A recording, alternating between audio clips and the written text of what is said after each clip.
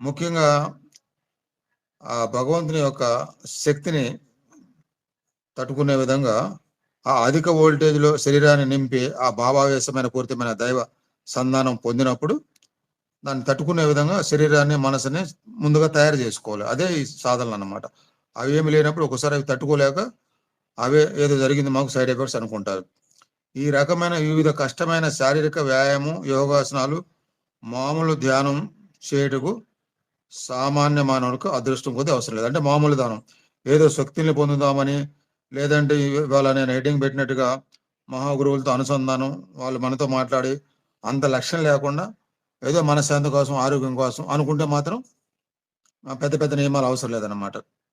అయినా ధ్యానం అనేది ఏదో రకమైన శారీరక అదుపు లేనిదే సాధ్యం కాదు.